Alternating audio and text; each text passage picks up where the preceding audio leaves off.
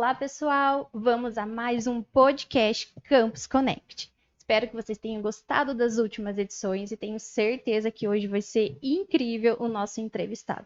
Inclusive, eu trouxe um mini currículo dele para vocês entenderem o tamanho da pessoa que a gente vai conversar hoje com um conteúdo incrível. Então, vou ler para vocês aqui. Então, hoje a gente vai receber no Campus Connect o coronel da Infantaria, o coronel Rui Vaz Barbosa, natural do Rio de Janeiro, com uma carreira militar marcada por uma impressionante variedade de formações, né, coronel? E experiências operacionais em todo o território brasileiro.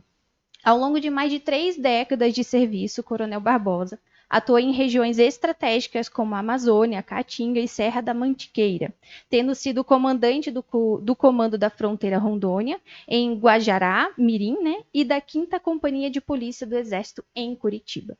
É especialista em operações na selva, salto livre, inteligência estratégica e defesa nacional. Possui bacharelado em ciências militares, MBA em administração e atualmente está a concluir a licenciatura em história. É uma honra contar com a presença do senhor aqui, tá conversando um pouquinho com a gente, né? E, coronel, antes de qualquer coisa, seja muito bem-vindo ao Campus Connect e gostaria aí que o senhor contasse um pouquinho da sua trajetória e como que o senhor entrou na carreira militar. Tá bom. É uma satisfação estar aqui, professora Vitória, aqui na Unicino, falar um pouquinho desse tema tão importante para os brasileiros, que é a Amazônia. Mas como você já fez essa pequena introdução, eu vou contar um pouquinho da minha carreira, né? Carreira militar. Orgulhosamente, eu sou formado pelo Colégio Militar de Curitiba, esse ano completando 40 anos de formado, né? E na sequência eu fui para a Academia Militar das Agulhas Negras, que é uma universidade do Exército, né? E a partir daí, da nossa formação, nós somos designados de acordo com as especializações para os vários rincões do país. E a primeira oportunidade que eu tive para conhecer a Amazônia, propriamente dito, foi quando eu servia numa unidade operacional no Rio de Janeiro e tinha os adestramentos em vários cantos do país, né? Então, nós tínhamos adestramentos na Caatinga, na montanha e também na Amazônia. Então, em 1992, eu tive a oportunidade de fazer o primeiro adestramento e eu digo que a partir daí foi o meu primeiro contato com a Amazônia. De acordo com a nossa conversa, eu vou explicar um pouquinho, mas ainda não tinha sido meu primeiro amor à primeira vista. Depois que, com a experiência, com as outras atividades, que eu comecei efetivamente a operar na Amazônia e ter esse carinho, esse conhecimento todo que eu trago até hoje aqui da Amazônia. Perfeito, coronel. Imagino que seja uma vasta experiência com muitos desafios, muitas oportunidades também, e só pelo mini currículo, quase um minuto aqui falando, dá para entender um pouquinho do tamanho ali dos desafios que o senhor deve ter encontrado. Então, eu trouxe uma pergunta muito estratégica aqui, até voltada mais para a área ali da Amazônia, né? Quais foram os principais desafios de operar na região amazônica, tanto do ponto de vista logístico quanto humano também, que a gente sabe, né? A gente que é leigo no assunto, a gente entende um pouquinho dos desafios por fora, mas o senhor que esteve lá, como que foi? Então, a Amazônia é algo muito diferente. A impressão que você tem quando da chegada é que você está num outro país. Tais são as condições diferentes das demais regiões do país. Nosso país é um país de dimensões continentais, né? Você perguntou da logística. Tudo na Amazônia é diferente no que se refere à logística, quer seja pelas distâncias, pelas condições fisiográficas, pelas vias de transporte, enfim, tudo é diferente. É óbvio que a primeira oportunidade que eu tive lá faz mais de 25 anos, então muita coisa já mudou. Mas ainda assim, hoje, pode-se considerar que a parte logística para operar na Amazônia, quer seja em se tratando de uma operação militar ou de uma atividade civil administrativa, logístico-administrativa, ainda é diferente. No que diz respeito aos recursos humanos, é uma coisa bem interessante, porque o povo amazônida, daí a gente compreende o primeiro conceito, que é de Amazônia Legal, que a Amazônia Legal não se restringe ao estado Amazonas. Tem muita gente que confunde isso. Sim. Tá? Tem a Amazônia, que é um todo, compreende inclusive áreas de outros países. Tem o estado do Amazonas, que é uma unidade da federação, e tem a Amazônia Legal, que compreende 19 estados da região que têm as mesmas características psicossociais, econômicas, etc. E esses recursos humanos da região Amazônia são pessoas, né, muito voltadas, cultivam demais a parte cultural deles. Eles são diferentes no que diz respeito às outras regiões do país, por assim dizer, né? Eles são muito bairristas, a cultura é impressionante, é linda, é rica demais, e tem o fator das aldeias indígenas, enfim, né? Tem todas as características, mas é um recurso humano muito fácil de trabalhar.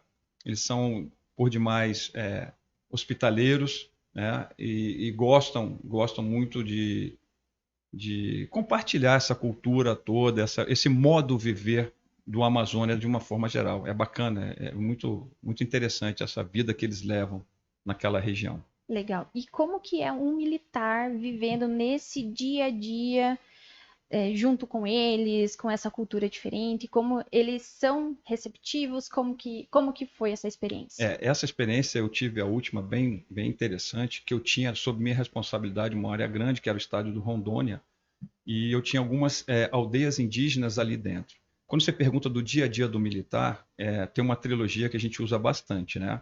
Que é o combate, vida e trabalho.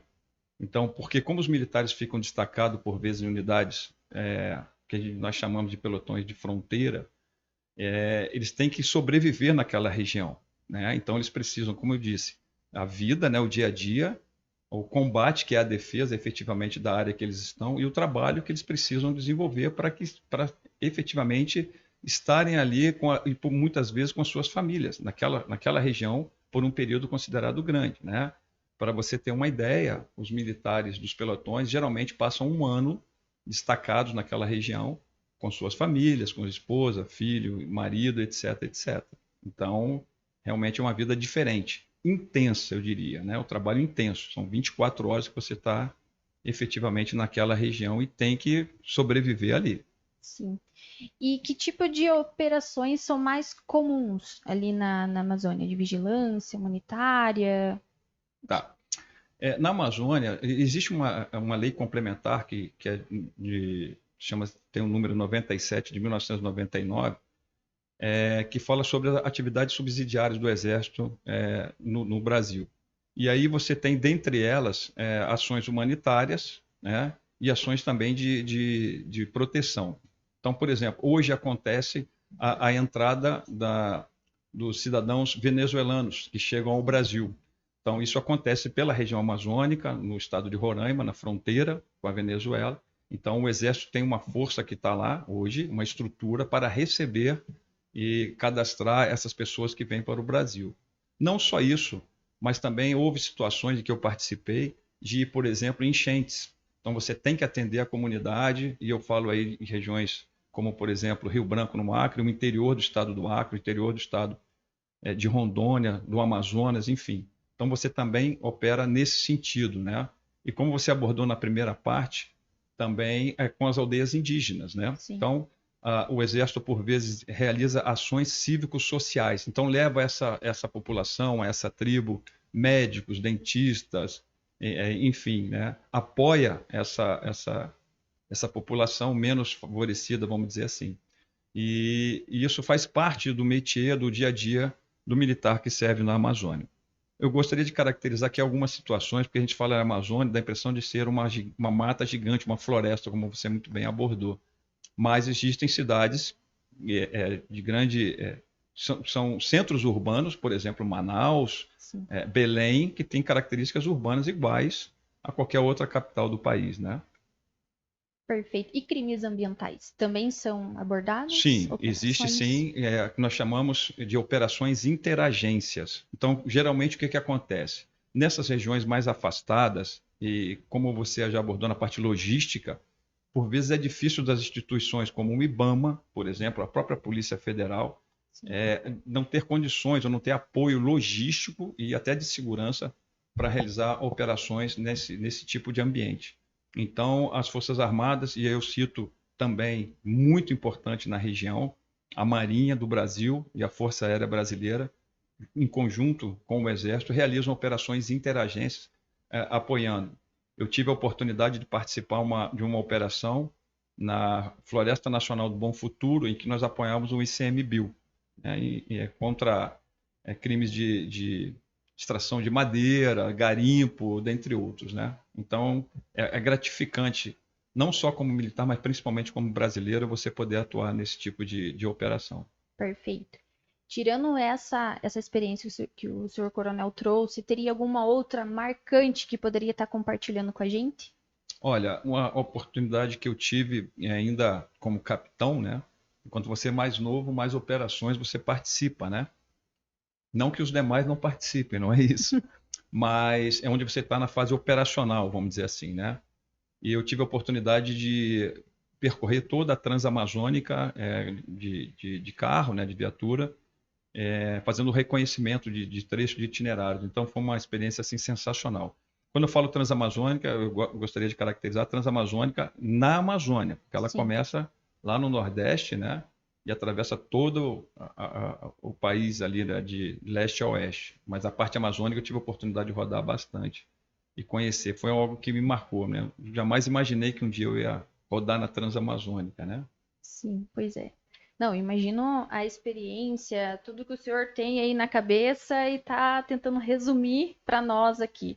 Inclusive, sugiro fazer um livro, trazer Já me alguma falaram isso. coisa, fazer um livro, Já me falaram porque isso. as experiências nesses locais são muito ricas e devem ser compartilhadas, né? Eu acho que é muito importante.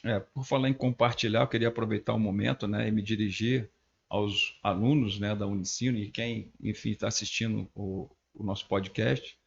No dia 24 de junho agora, eu teria a oportunidade de fazer uma palestra, para os universitários, enfim, a quem quiser participar, no dia 24 de junho, às 19h15, no campus Neoville. O tema é a Amazônia, né? E é uma palestra que eu julgo ser bastante interessante. Nós vamos abordar os diversos campos do poder, né? Político, econômico, psicossocial, científico, tecnológico, meio ambiente e o campo militar também na Amazônia. Então Uhum. fica o convite aqui a todos.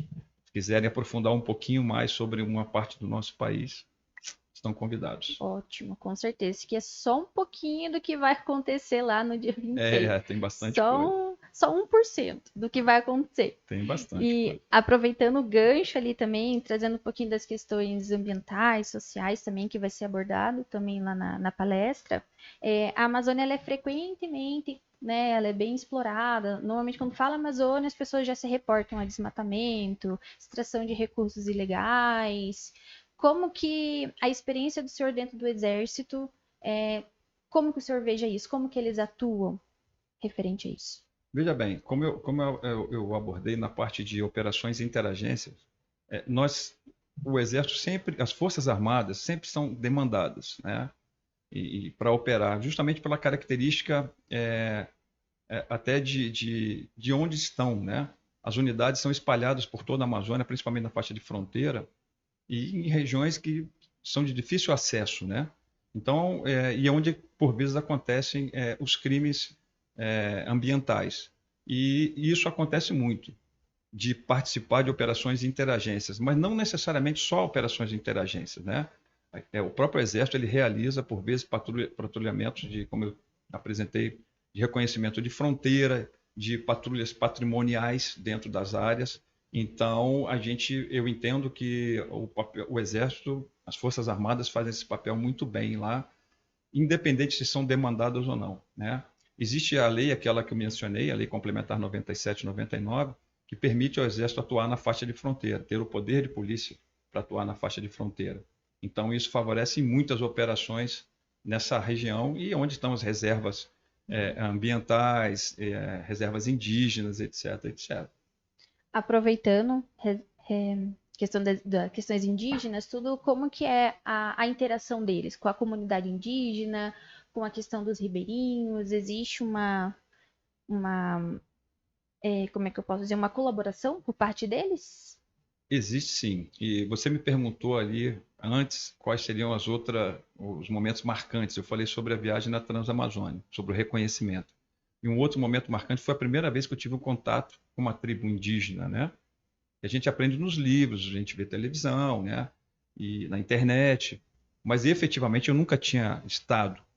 E é uma coisa muito interessante, porque naquela oportunidade eu vi realmente brasileiros, né? São brasileiros como qualquer outro, não tem diferença nenhuma, né? Sim. Mas que tem toda uma cultura diferenciada, um tratamento diferenciado, hábitos diferentes, né? Em tudo que você imagina, desde a alimentação, no vestir, no falar, né? Há tribos ainda que pouco falam o português, né? Uhum. E mais à frente fui responsável por uma área que eu tinha 4 aldeias indígenas não sob minha responsabilidade, que não é nossa, mas pela qual eu me sentia na obrigação de apoiar, até porque faz parte, né, do comando. E foi muito interessante isso. Você cria um link, né, uma ligação com esse pessoal e você acaba entendendo muitas coisas, né, que por aqui, às vezes você sentado vendo uma televisão, você não consegue ver, não Sim. consegue perceber. Então você sentir aquele viver ali, a forma deles é muito interessante, é muito bacana. E eles têm todo, como eu expliquei, tem todo um jeito deles de ser, de acontecer, né? De perceber as coisas, de perceber a vida, de perceber o ritmo das coisas. Por exemplo, quando o rio está cheio, quando o rio está baixo, se é época de tal fruta, se é época de caça de tal animal. Então, eles têm uma outra rotina, um outro cotidiano. E isso aí é impressionante, é bem interessante. Legal, eles acabam tirando questões climáticas, questões de vegetação da própria natureza para conduzir a vida deles, né? Exatamente. E o consumo deles, vamos por assim dizer, é um consumo de subsistência. Sim. Então, não interfere em nada é, no meio ambiente, de uma forma geral. Eles caçam para sobreviver, né? Eles pescam para sobreviver, né? Plantam também, né? E é muito interessante.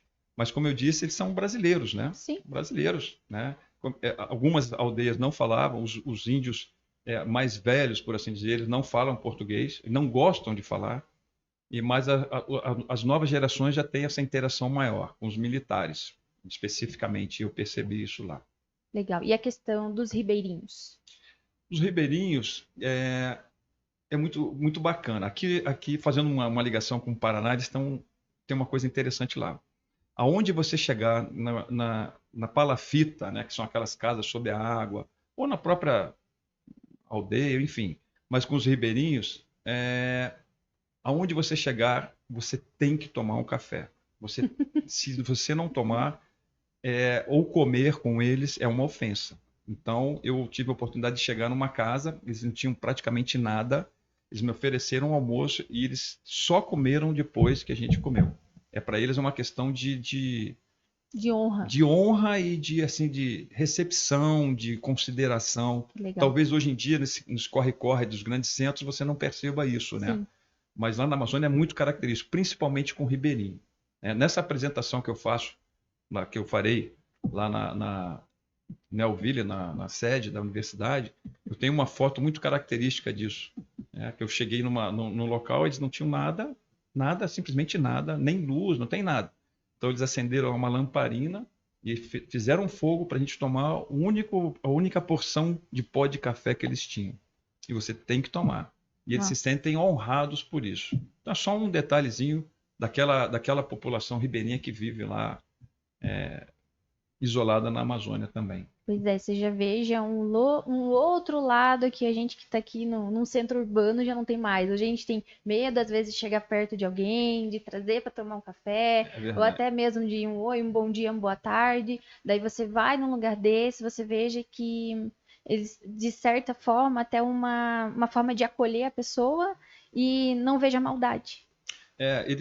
Um problema que eles não têm lá é a segurança, né? É, Então eles podem trazer uma pessoa e geralmente você, quando operava, estava fardado, eles conhecem, né? sim, E é muito interessante você perguntar interação, é muita interação, até porque na Amazônia nós temos soldados que são índios. legal. Então isso aproxima mais ainda, né? Sim, Se você vai operar num ambiente em que você tem um especialista que é o índio, né? Então é muito interessante para as duas partes, né? sim. Principalmente você orientar, por exemplo, você está orientado dentro de uma mata, da floresta, enfim. É muito bacana essa relação exército com a população ribeirinha e com os índios, né? Com a comunidade Com a ali. Acaba comunidade em geral. Aham. tendo ali uma troca de experiências, né? Você entendendo um pouco o lado deles, eles também entendendo que o exército ali tá para ajudar, tá para proteger, né? Sim, Então acaba tendo uma sinergia muito mais impactante. é verdade. Que É legal. isso mesmo. Nossa, muita troca legal. É legal. E voltando um pouquinho ali para as questões ilegais, nesse passar do tempo, o coronel, ele viu alguma mudança, teve um impacto maior desde quando conheceu até hoje? É, o que nós chamamos essa parte de fronteira, que a gente denomina os crimes transfronteiriços, né? De Uhum, drogas, armas, enfim. É complicado, é bem complicado porque esse fluxo tem aumentado cada vez mais.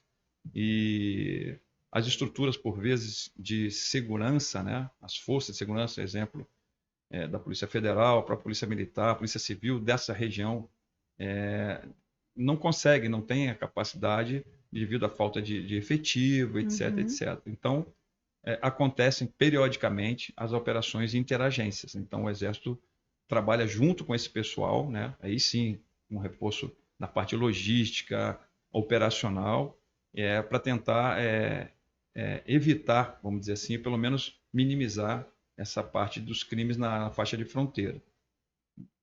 Em sua maioria, ou quase na totalidade, há sempre sucesso, né? Porque o crime entende que aquele momento, por exemplo, não dá para passar para o outro lado, né? Porque existem forças que estão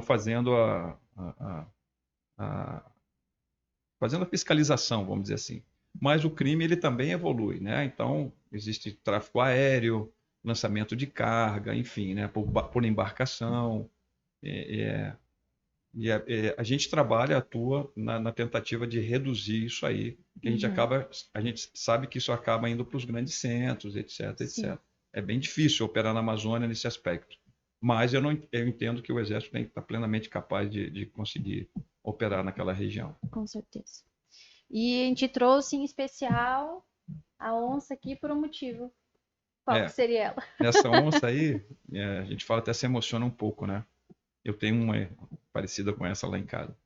Mas os militares que operam na Amazônia, que não são habitantes locais, a gente chama de ABLOC, são militares de qualquer parte do país que vão para lá e se especializam em operações. Então, eu tive a oportunidade de realizar o curso de operações na selva, no Centro de Instrução de Guerra na Selva, em Manaus, e a partir daí você é habilitado para operar em qualquer parte da Amazônia, né? E a onça é o símbolo do guerreiro de selva. Por quê? Porque é um animal extremamente forte, ágil e tem uma perspicácia muito grande, né? Então, quer seja na água, né, ou na terra, ela tem capacidade de pegar sua presa, de se alimentar e sobreviver. Então, o exército adotou a onça como um animal símbolo dos guerreiros de selva. Que legal. Eu tenho uma. Experiências. É isso. E puxando o gancho agora, da sua experiência dentro da Amazônia, o que você leva para a vida? Olha, primeiro eu diria o seguinte: você só ama o que você conhece. É. Então, eu efetivamente comecei a gostar da Amazônia porque eu tive a oportunidade, como brasileiro, de morar, de pertencer àquele ambiente. Uma coisa é você ler um livro ou ver uma fotografia, um filme, enfim. Então, você não tem a sensação de conviver naquele ambiente. E isso é muito nítido, né? Por vezes você consegue ir por um turismo, passar alguns dias e tal, mas você conviver ali, eu tive a oportunidade de passar mais de 5 anos naquela região, então você começa a entender um pouco mais de Amazônia, né? Sim, E aí você realmente se apaixona, não tem jeito, né? legal. E como o senhor vê a Amazônia, daqui no futuro da Amazônia, e como, né, pela experiência do senhor, o papel das Forças Armadas nela também? As Forças Armadas sempre tiveram presentes em todo o território nacional, né? Se a gente estudar um pouquinho de história, a gente vai ver que desde 1648, né, da defesa do da colônia portuguesa, ainda quando o Exército se constituiu efetivamente como Exército Brasileiro. Ele esteve presente em todos os rincões do país. Mas na Amazônia, eu acredito que tem acontecido desde a década de 90, né? Eu participei ainda como logo do início da minha formação, do planejamento de Estado de efetivamente mobiliar a Amazônia, né? Isso vem acontecendo paulatinamente. Só para você ter uma ideia, ou para vocês todos terem uma ideia, o número de militares das 3 forças só tem aumentado na Amazônia, né? Então, o Estado, de uma forma geral, independente de governo, ele entendeu a importância da Amazônia para o país como um todo. Se você for considerar só em termos territoriais, 40% do país é a Amazônia. Sim. Então, é uma área grande, né? É uma área muito grande. Nessa apresentação, eu falo também quantos países da Europa cabem dentro da Amazônia. É muito interessante isso. Então, vários países, para a pessoa ter uma noção de tamanho, vários países, a área dos países cabem dentro da Amazônia. Então, eu acredito que, para as Forças Armadas, cada vez mais a Amazônia se torna prioridade, né? Não só a Amazônia propriamente dito, mas um outro conceito, uma outra oportunidade, nós também tratamos da Amazônia Azul, que é o nosso litoral e toda a nossa área marítima, vamos dizer assim, de responsabilidade do Brasil. Legal. E o Brasil por si, né? Imagina, ele já tem uma área de território enorme comparado ali a outros países, mesmo como o senhor vai comentar lá na palestra, né? Quando o senhor fala para mim que 40% é referente à Amazônia, então com certeza deve haver realmente muitas pessoas interessadas nesse meio por conta de tudo, biodiversidade, questões de muitos estudos, muitos remédios saem da Amazônia. Sim. Então são muitas coisas envolvidas ali e todo mundo fala, né? O tal do pulmão do mundo, um dos pulmões do mundo. Então, realmente precisa de efetividade ali, tanto das Forças Armadas e também da comunidade, para manter aquela região do jeito que está. Eu esqueci de pontuar, mas eu acho que cabe agora. O Exército ele tem um projeto estratégico que chama CISFRON, Sistema de Vigilância das Fronteiras. Então, isso já vem acontecendo há alguns anos. É um projeto muito interessante, muito rico, com muita tecnologia, né? Que começou, na verdade, na região do Mato Grosso e está se expandindo por toda a fronteira do Brasil. São 11 mil quilômetros de fronteira, então realmente precisa de uma vigilância. Sim. Esse aspecto que você colocou, que tem muita riqueza, muito interesse, isso sempre aconteceu, né? Sempre aconteceu. A floresta amazônica, ela tem, a gente escuta muito, né? Lá na Amazônia a gente escuta isso. A cura de muitas doenças do mundo está na Amazônia que não foram descobertas ainda, né? Isso a gente escuta muito isso lá. Tanto que é comum você dizer doença da Amazônia se trata na Amazônia, né? Porque lá eles têm o conhecimento, lá são desenvolvidas vacinas, enfim, experiências naquela região. É um interesse mundial, sem dúvida. Só o aspecto água doce já justifica qualquer interesse ou qualquer ideia de proteção daquele ambiente, né? Só falando de água doce, né? Que é essencial. Dentre outras riquezas que tem lá, não só da parte do bioma propriamente dito, da floresta, dos frutos, mas a parte mineral também, né? Tem muitas riquezas ali, ouro, nióbio, né? Nas várias regiões daquele rincão, né? E quem tem o interesse, quer procurar, vai, obviamente, desenvolver projeto em cima daquilo ali. Quisermos nós, ou queremos nós, que sejam brasileiros, né? Sim. Porque o que é do Brasil tem que ficar no Brasil, tem que ser explorado pelo Brasil, né? Eu tenho uma grande referência nessa área de Amazônia, por conta da oportunidade de ter trabalhado com ele, que é o general Vilas Boas. O general Vilas Boas é um general que está na reserva, mas ele é um gaúcho que se criou na Amazônia. Então, ele tem uma experiência espetacular e eu me inspirei nele para começar a estudar um pouco mais esse assunto.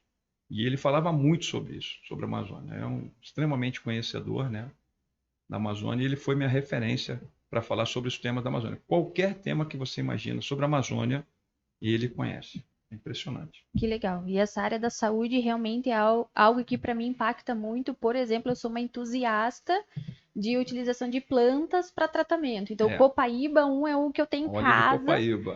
Eu tenho em casa, eu tomo uma gota todos os dias, que é um excelente anti-inflamatório. Óleo de copaíba, tomei muito. É Principalmente para excelente. garganta. Garganta, tudo. Não tenha dúvida disso, né? O grande problema da Amazônia nesse aspecto, já que você tocou nesse assunto, é patentear, né, esses experimentos, esses remédios. Sim. Tem uma feira muito interessante em Belém, que chama-se Ver o Peso. Lá você encontra remédios para qualquer coisa. Né? Quem já teve a oportunidade de ir a Belém, inclusive é um ponto turístico da cidade, chama-se Ver o Peso. Para qualquer coisa. Então, é uma ciência que não é reconhecida como ciência, obviamente, Sim. mas que se desenvolve lá. Muitas curas das doenças que acontecem lá são tratadas com ervas, com folhas, enfim, com tudo que tem na própria Amazônia, né? Interessante isso, bem interessante. E eu acho isso fantástico. Eu sou uma entusiasta desse assunto também. Tem muito Sim. lá. E vamos partindo para o final. E aí eu queria que o senhor deixasse uma mensagem para pessoas que tenham interesse, né, nessa questão, nesses temas, que tenham interesse também na questão de defesa, sustentabilidade, serviço público. Olha, a Amazônia é um pedaço do nosso Brasil que, no meu ponto de vista, ainda tem muito a ser explorado. Quando você fala em mensagem para universitário, é muito comum, eu tenho filhos, né, se formarem e ficar numa cidade como Curitiba, por exemplo, né? Curitiba, São Paulo, grandes centros, né? E Rio de Janeiro, etc. Mas eu acredito que a Amazônia é um banco de oportunidades que já houve na década de 70 um grande movimento de brasileiros para aquela região, né? Principalmente ali Rondônia, sul do Amazonas, Pará, mas hoje eu acredito que há muitas oportunidades em que um universitário, mesmo recém-formado, até para pegar, vamos chamar assim, rodagem, né? Ir para um local afastado, um local que ele efetivamente consiga praticar aquilo que ele aprendeu na teoria. Por vezes ele vai sair disso, vai concorrer, por exemplo, com uma pessoa em São Paulo. Então é mais difícil, né? Numa área, sei lá, qualquer que seja. E a poucos quilômetros, que não são tão poucos assim, mas a uma distância considerável, existem oportunidades, né? Sim. Então, eu acho que valeria pelo menos tentar. A área de medicina e de saúde lá é muito precária, no interior, né? E eu vi nesses momentos que eu passei lá, nessas oportunidades, muita carência de profissionais da área de saúde. Então, é uma característica, né? Logística, enfim. Eu acho que há oportunidade para todas as áreas. A questão de procurar, de ver. E eu acho que, independente de profissão, uma passagem pela Amazônia faria bem para muitos brasileiros. Com certeza. Eu falo que a Amazônia, eu conheço algumas pessoas, conheço manauaras também, e eles falam que é uma outra vida, é uma outra realidade, inclusive engenheiros ambientais também que atuam na região e falam que é algo extraordinário, né? Além de ser um trabalho né, um pouco mais denso também, às vezes com muitos conflitos, mas que também consegue atuar de uma forma muito eficaz. Isso é muito gratificante se tratando de Amazônia. O termo é esse, é gratificante e extraordinário, né? Exatamente. Então, eu acho que o brasileiro, antes de conhecer um país aí fora, deveria conhecer o seu país primeiro. Com certeza. Aqui tem lugares espetaculares que não dão valor. Conhece o nosso país primeiro, que é rico de cultura, de muitas oportunidades, e depois vamos para fora. O Brasil ele é lindo de norte a sul, né? Exato. Ele é espetacular, nosso país é espetacular, né? Exatamente. É isso. E aproveitando, para a gente encerrar, se pudesse definir a Amazônia numa só palavra ou expressão, qual seria? Você acabou de falar, é extraordinário. É extraordinário. A Amazônia é um legado que nós recebemos e que nós, como brasileiros, temos a obrigação de manter para as gerações futuras, independente de qual profissão, de qual o serviço, servidão, enfim.